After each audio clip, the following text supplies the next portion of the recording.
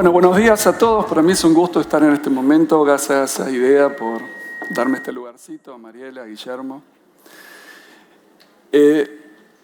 Comenzando la exposición, les propongo que nos bajemos del tsunami donde estamos subidos. Y se me ocurrió hacer un pequeño contexto, ¿no? De dónde arrancamos, ¿no? Hay algunos que les gusta enlazarse con 1810, otros con 1816. A mí me gusta 1853.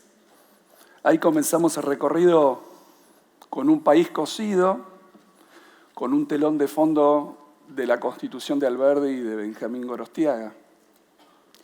¿Qué se ocupó la Constitución de hacer? Tres cosas muy relevantes: fines, medios e instituciones. Los fines los vamos a encontrar en el preámbulo de la Constitución, ¿sí? Y ahí quiero remarcar dos cosas. Constituir la Unión Nacional, lo estudiamos de chicos, empezamos desde ahí, constituir la Unión Nacional. Y otra parte muy importante que quiero recalcar es el hecho de que se menciona promover el bienestar general. Promover el bienestar general. Entonces, cuando nos organizamos, en función de dónde veníamos, decidimos no concentrar el poder.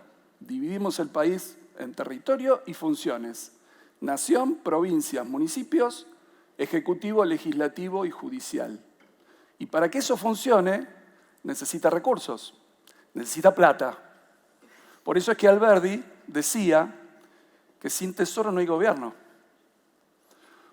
Por eso cuando vamos a la Constitución, el artículo primero dividen el poder, el segundo resuelven el tema del culto, en el tercero el gobierno federal en la Ciudad de Buenos Aires, y el cuarto nos espera con los brazos abiertos.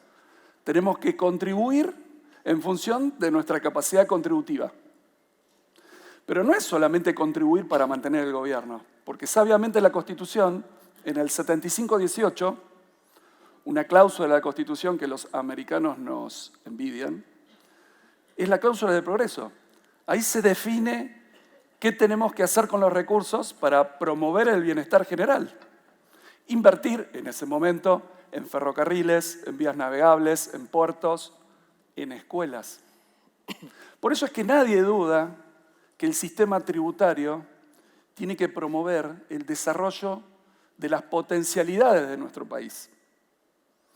Y por eso es que en este panel Juan va a hacer una exposición respecto de cuál es nuestra presión fiscal y su comparación con la región, como para, luego de finalizada la exposición, tratar de respondernos preguntas tales como cuán lejos estamos del resto del mundo, si la presión fiscal, si ese número está distorsionado por la gran evasión fiscal que tenemos, si existe en el mundo algún sistema tributario que sea copiable en función de las características de nuestra economía.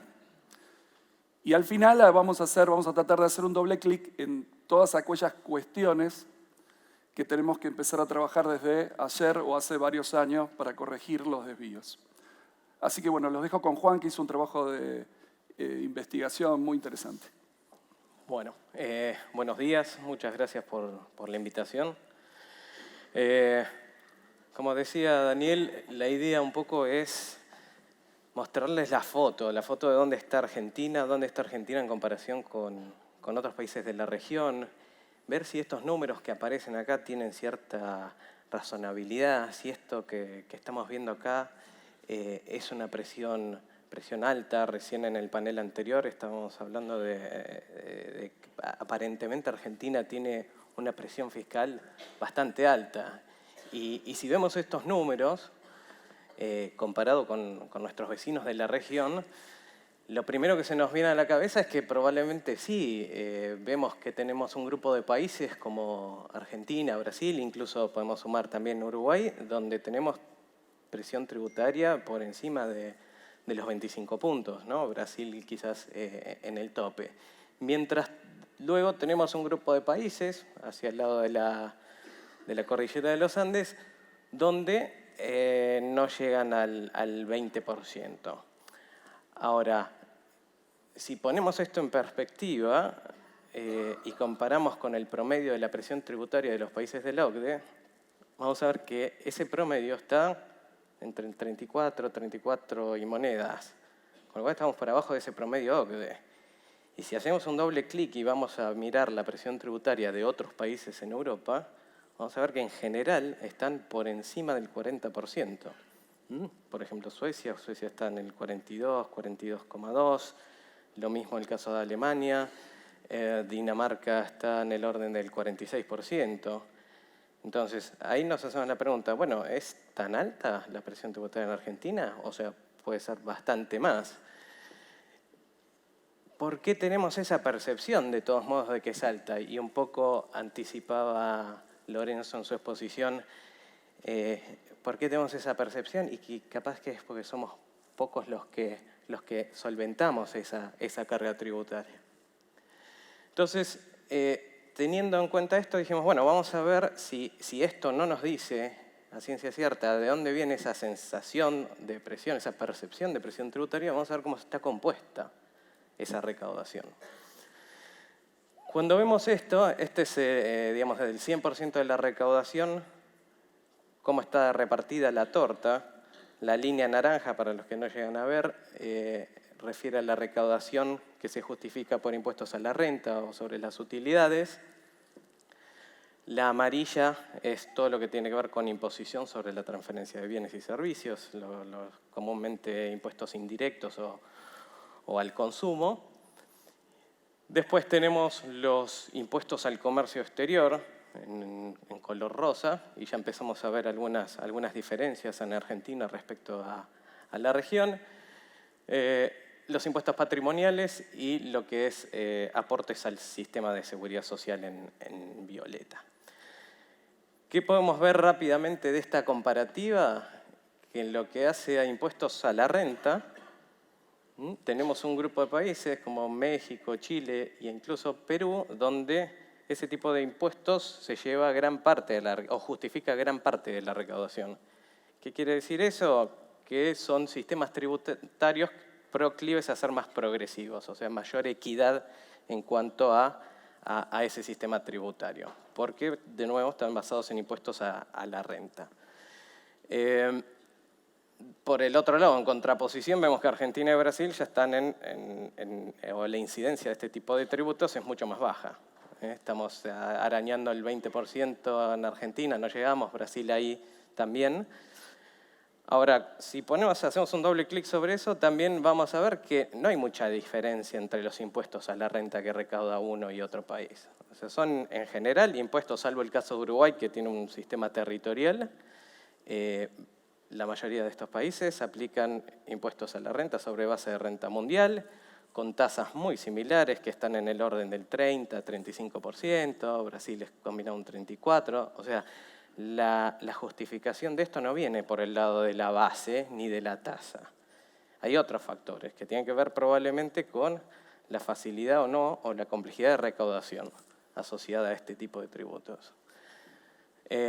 Luego, como factor común, también vemos que hay en toda la región, y esto es común en toda Latinoamérica, la fuerte incidencia de lo que son impuestos a las transferencias de bienes y servicios, entre el 35 y el 45, casi 50% de la recaudación de estos países se justifica por este tipo de tributos. El dato de color quizás es que, excepto en el caso de Argentina y Brasil, en los otros países esa recaudación proviene del IVA principalmente, que es un impuesto no acumulativo. Por lo tanto, es menos regresivo que otros tributos que se aplican, por ejemplo, en Argentina o Brasil, que aplican sobre base acumulativa, que son piramidales, caso de ingresos brutos, impuestos a los débitos y créditos. En el caso de Brasil tenemos numerosos gravámenes indirectos que incluso aplican en distintos niveles de gobierno, lo cual hace más compleja su administración. ISMS, IPI, PIS/COFINS, con tasas también relativamente altas. Un dato interesante también cuando uno analizaba esto es que en la mayoría de los países la recaudación es centralizada, de nuevo, salvo Argentina y Brasil, donde la recaudación derrama en algunos estados, en los estados provinciales y municipales, En los restantes países la recaudación de la mayoría de los impuestos es a nivel federal y eventualmente después se reparten sobre X bases. Que genera también que los estados provinciales recauden, bueno, cierta ineficiencia en cuanto a la administración de esos tributos. Cuando vamos a ver los impuestos al comercio exterior, ahí sí vemos una gran diferencia de Argentina respecto de los restantes países de la región. En general, la incidencia de este tipo de tributos en lo que es la recaudación total es baja. Ninguno de estos países aplica aranceles a la exportación de bienes. La recaudación se justifica principalmente por aranceles a la importación y también de relativo peso, porque son países que tienen numerosos acuerdos de libre comercio, con fronteras abiertas, con lo cual la incidencia de este tipo de gravámenes es baja. Ahora, en el caso de Argentina se justifica el 10,5% de la recaudación. Entonces, esos son un 6,5% más o menos de derechos a la exportación, 2,5% serán derechos a la impo de bienes y el remanente impuestos a las operaciones de cambio, el impuesto país. Luego, en lo que es imposición sobre la propiedad, esos son impuestos también que en general aplican a niveles de gobierno más bajos, no suelen aplicar a nivel federal.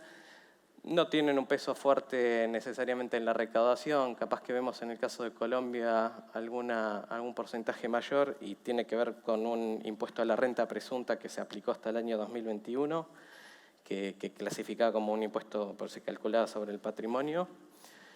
Y finalmente, vemos también una fuerte incidencia en la recaudación de estos países en lo que es aportes a los sistemas de seguridad social. El ejemplo, en Chile no tenemos esa información porque, como saben, en Chile los aportes son a sistema privado, no administrados por el gobierno, con lo cual si consideramos eso en la carga tributaria de Chile, probablemente sea un poco mayor al 21% que vimos antes. Pero un poco la foto que queremos mostrar acá es, en general en la región tenemos muchos impuestos indirectos que justifican gran parte de la recaudación, son fáciles de recaudar. Ahora, en el caso de Argentina y Brasil, muchos de esos impuestos son altamente distorsivos. Como les decía, los aranceles a la exportación que justifican 6,5 puntos de la recaudación total. Tenemos ingresos brutos que están en el orden del 13,5, 14% también de la recaudación total. Y el impuesto a los débitos y créditos, que es un 5,5 más o menos. En total estamos cerca de un 25% de la recaudación argentina que se justifica con este tipo de impuestos distorsivos. Como les decía Daniel, bueno, esta es la comparativa con la región. Dijimos, bueno, ¿dónde podemos buscar un comparable por afuera? Digamos, un país que tenga unas características similares en cuanto a Argentina en territorio, ubicación, historia, recursos, y se nos ocurrió el caso de Australia.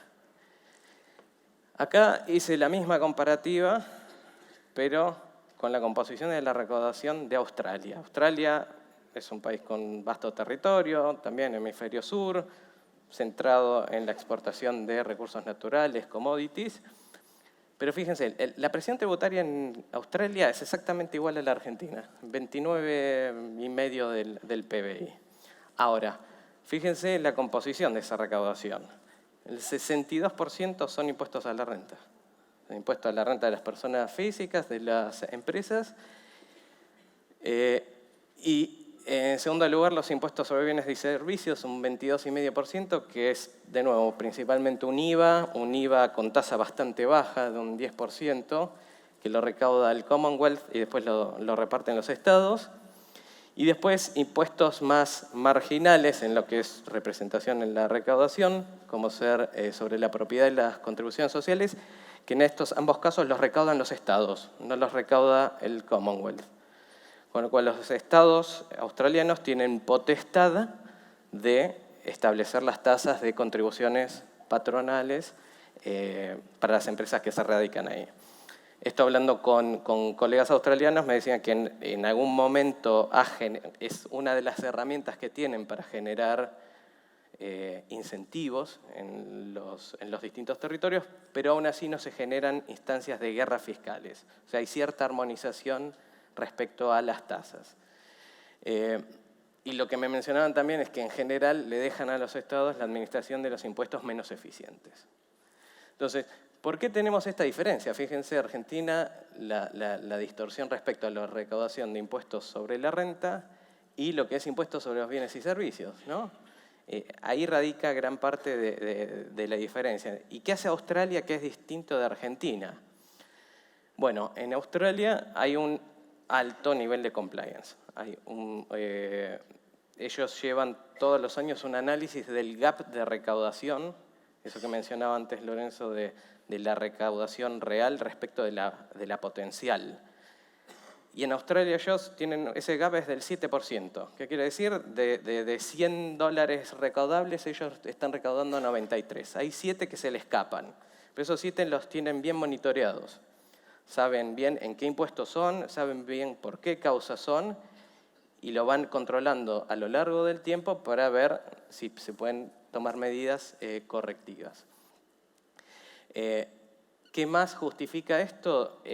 Tienen una política por el cual tienen en claro que ellos son un país exportador de commodities, de alimentos, con lo cual las medidas económicas y las tributarias acompañan eso.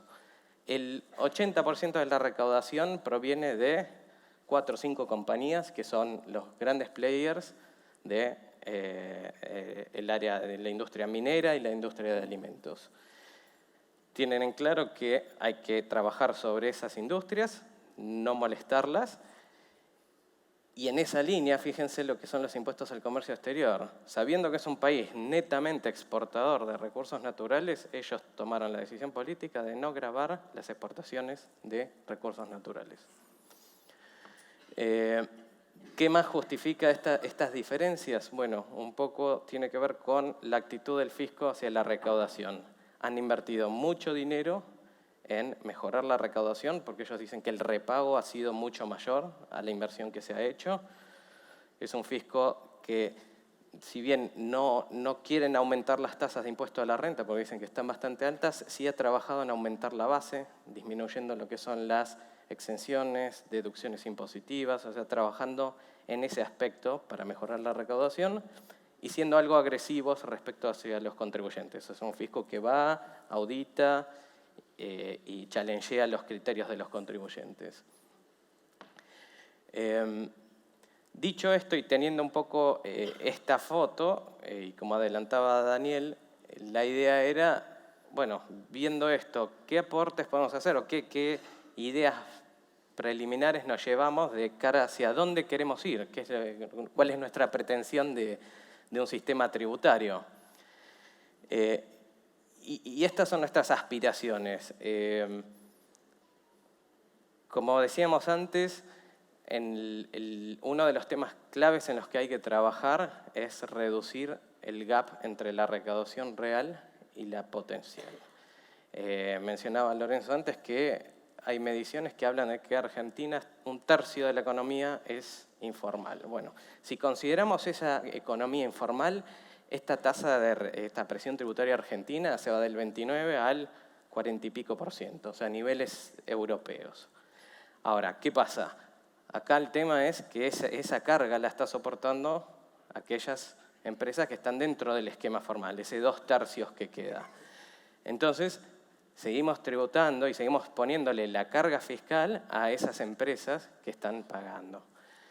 Entonces, para reducir ese gap, una de las primeras cosas que tenemos que hacer es combatir la evasión fiscal. Dejar de cazar en el zoológico, de seguir imponiéndole cargas, impuestos, como mencionaba Mariela al comienzo, que el aporte extraordinario, que el anticipo sobre rentas inesperadas, sobre las rentas inusuales y las rentas inexistentes.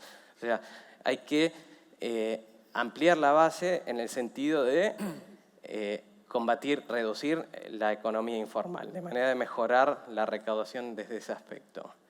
mayor eficiencia recaudatoria, y esto también es algo en lo que ha estado trabajando mucho México y Chile, que veíamos que tenían mayor incidencia en lo que es impuestos a la renta.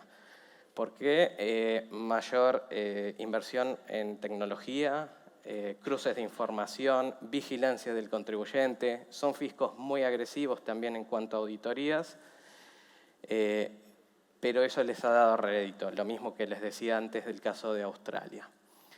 Simplificación del sistema tributario, y ahí, Daniel, sentite libre de hacer comentarios, pero un poco es lo que se mencionaba anteriormente también. Es un sistema complejo, numerosos impuestos, no siempre con reglas claras, que hacen que también desincentivan al contribuyente a pagar.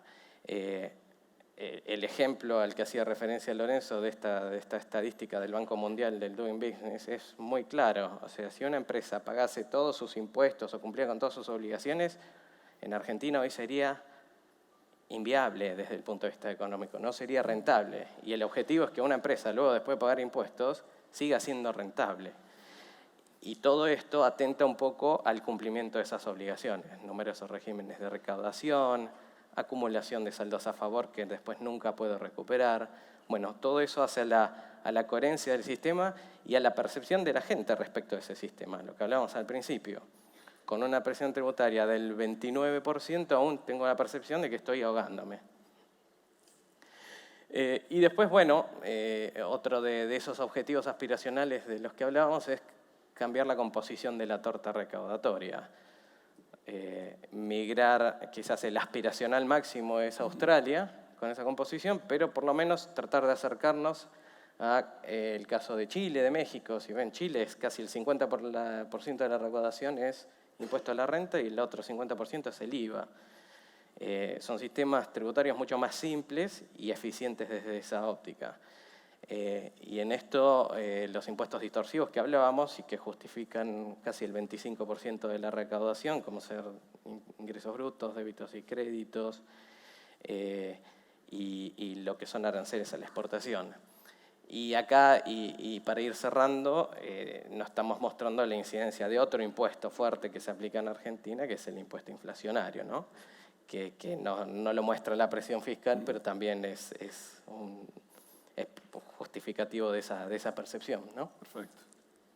Bueno, Juan, muy claro, estamos un poquito, ya nos quedamos sin tiempo. Yo empecé como telón de fondo hablando de la Constitución y voy a cerrar también volviendo a la Constitución, ¿no? Porque, digamos, los anteriores expositores eran economistas, hablaron de la macro. La macro no puede tener rueditas, tiene que tener reglas claras y que en el tiempo se mantengan. Y eso en materia de derecho tributario se enlaza con que la Constitución Nacional tiene definido cuáles son los límites precisos. Hay un esquema de garantías para evitar que el fisco recaude en forma arbitraria. Principio de reserva de ley que se choca contra todos los esquemas de anticipos de impuestos que no generan saldos a favor. Si te genera un saldo a favor de la obligación tributaria es otro impuesto. Y en nuestro sistema jurídico las leyes tienen al alcance de lo que los jueces dicen. Y en nuestro esquema jurídico la última palabra lo tienen los ministros de la Corte. Hay muchísimas sentencias de la Corte que no son respetadas por los organismos de recaudación, porque en nuestro sistema legal esa sentencia es un control difuso y vale para el contribuyente que planteó la controversia. Pero creo que, así como en 1853 vimos que había una gran oportunidad de integrarnos al mundo, y el sistema político la vio y la aprovechó, yo creo que, más allá de todo lo que nos está tocando vivir, el mundo y los recursos naturales que nos dio la naturaleza, nos está dando una nueva oportunidad. Así que me parece que si sabemos aprovechar las lecciones de las experiencias fallidas que tuvimos, podemos tener una salida razonable de esta situación. Así que... Bueno, muchas gracias.